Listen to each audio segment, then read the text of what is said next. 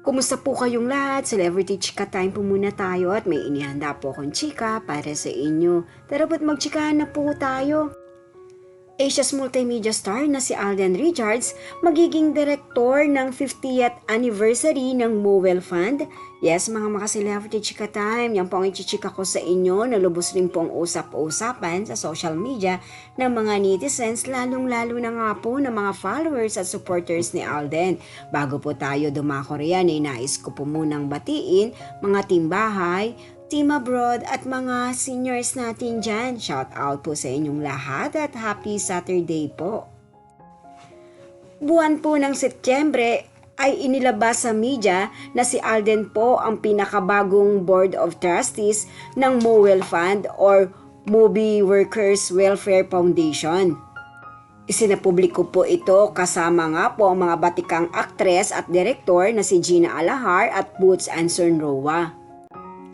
Naging usap-usapan nga po na mukhang si Alden o ang Asia's multimedia star ang magiging direktor ng paparating na 50th anniversary ng Mowel Fund.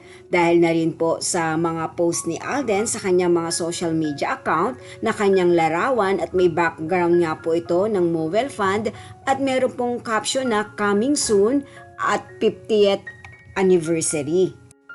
Pinusuan po ito at marami po ang napareact na mga followers at supporters ni Alden patungkol po sa kanyang post po na ito. Tunay naman nga pong pinanindigan na ni Alden ang kanyang pagiging direktor.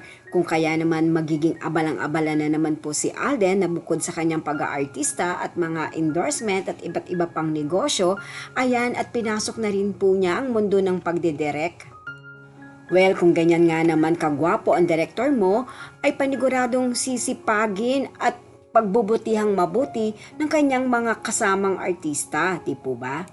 Well, let's wait and see na lamang po sa mga susunod na skills na ipakikita ni Alden sa kanyang pagiging direktor.